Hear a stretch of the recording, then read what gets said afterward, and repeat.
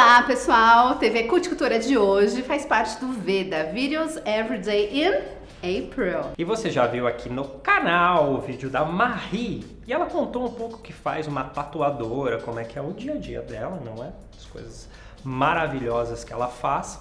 E agora você conhecerá fatos e curiosidades sobre a tatuagem.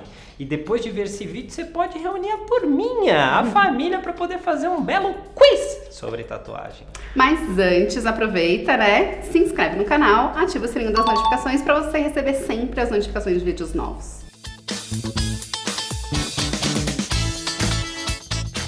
Olha, eu tinha ouvido falar que a tatuagem era uma parada antiga. Eu só não tinha ideia de que ela era tão antiga.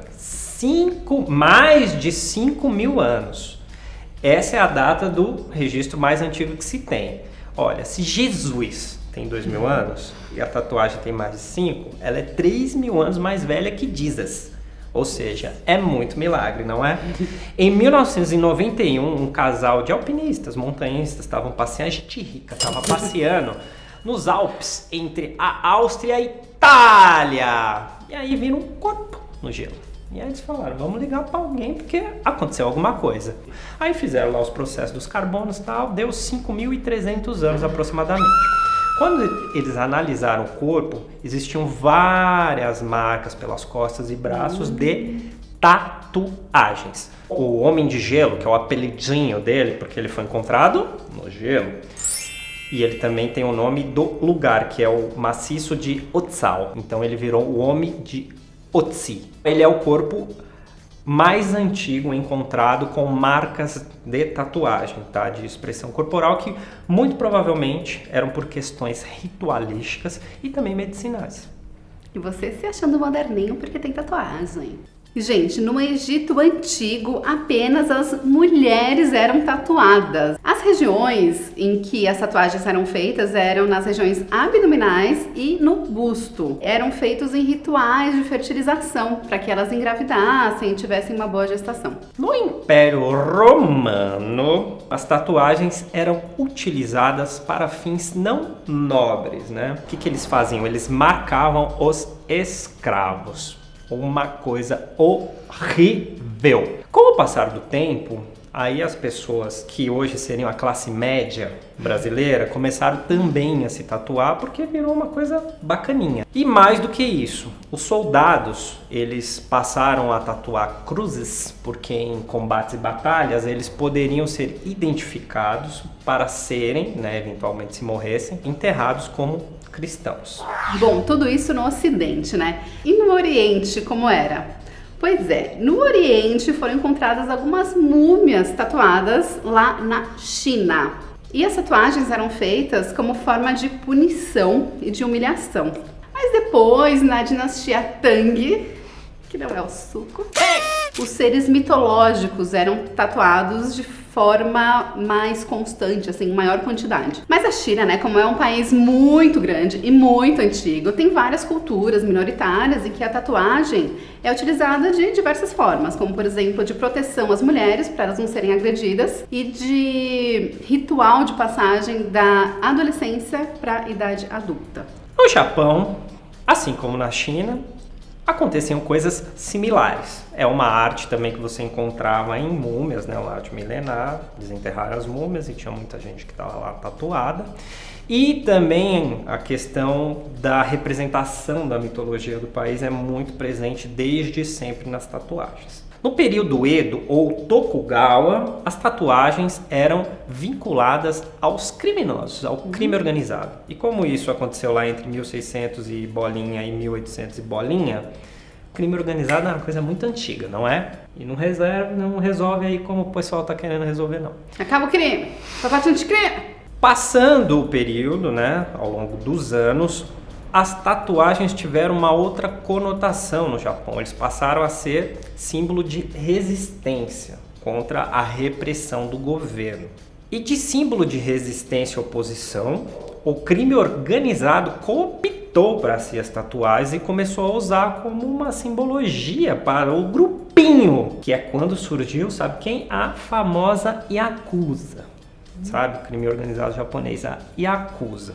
E os japoneses, eles têm uma técnica milenar chamada tebori, que foi criada também no período Edo, que até hoje é utilizada, que consiste no uso de uma vara de bambu ou de madeira com pequenas agulhas, que você faz lá uma tatuagem diferentona. Tá super na moda.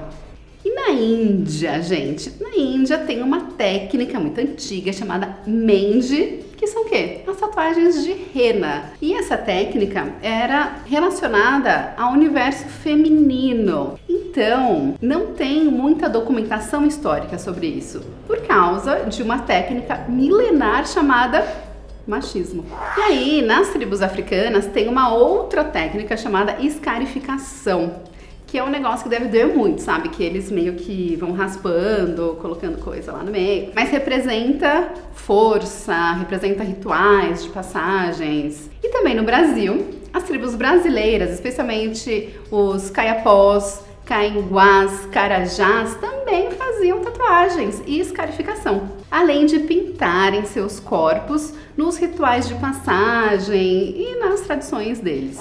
E se tem um povo que tem uma história íntima e antiga com as tatuagens, são os Maori, povo lá da Nova Zelândia. As tatuagens, além de serem importantes por status, né, símbolo dentro da cultura, elas têm uma coisa muito interessante. Elas contam a história de uma pessoa.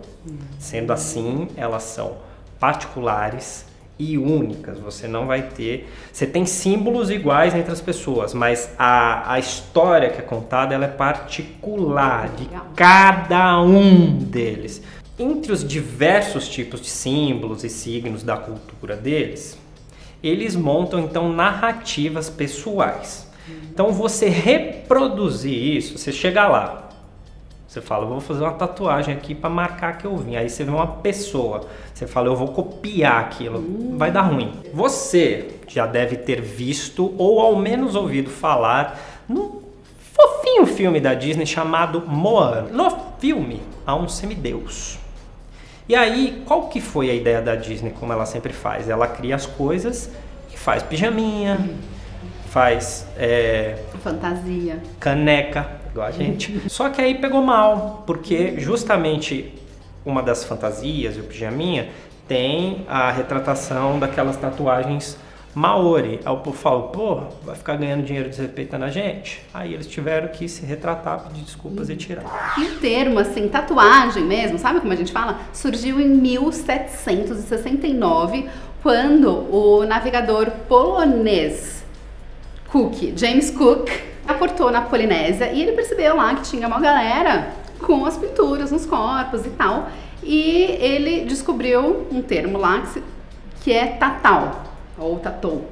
Ele começou, né, a usar esse termo e aí começou a se popularizar entre os marinheiros. Eles marcavam nos corpos deles os locais onde eles iam, as pessoas que eles sentiam falta e os símbolos da sua terra, né, que eles sentiam falta. Ou seja, tatuagem é para marcar saudade. Ai, que lindo. O que aconteceu em 1891? No quiz da família, tá? O que aconteceu de importante em 1891? Foi patenteada a primeira máquina.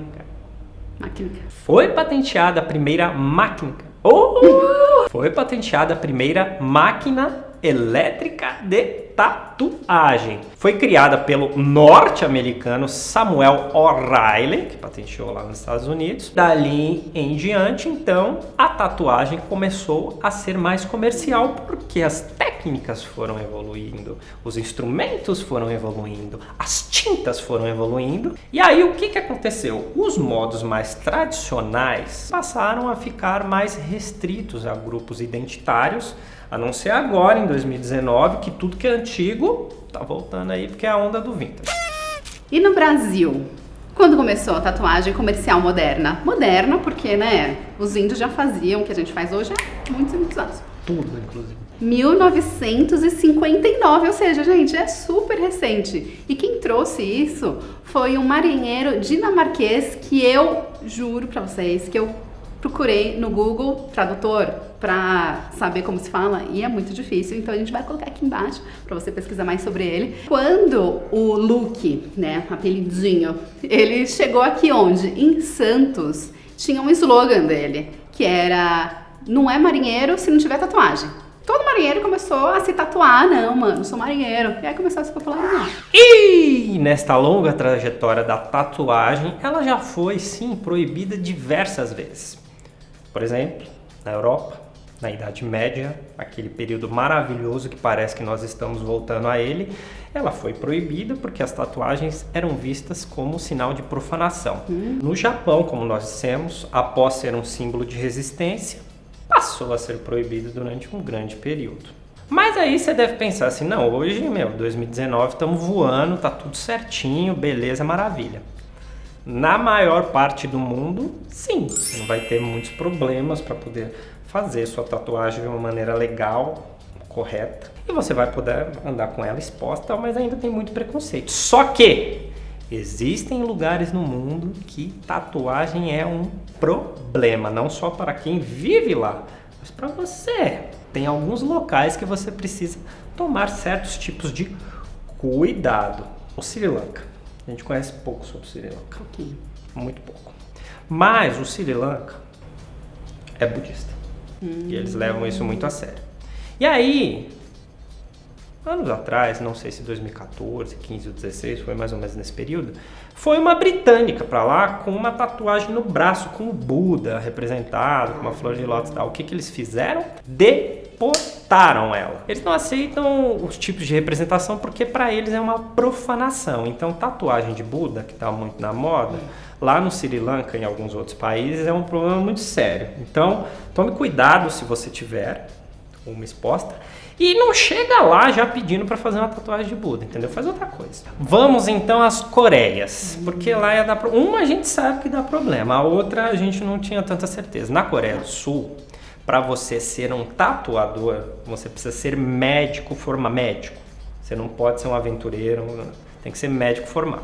Se você não for médico e estiver tatuando, você vai em cana. Se você for uma pessoa que está tatuando com alguém que não é médico e sabe disso, você vai em cana junto. Então, eles tratam isso de uma maneira muito séria. No vizinho onde tem um maluco, as tatuagens só podem ser feitas... Não existe uma proibição.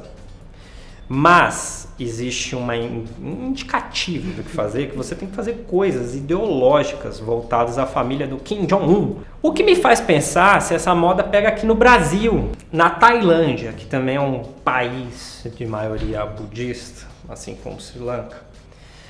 O governo criou medidas, regras, para que não se banalize o uso do Buda em tatuagens. No Japão e no Vietnã, as tatuagens elas não são proibidas, mas elas têm um histórico vinculado ao crime organizado, conforme nós falamos.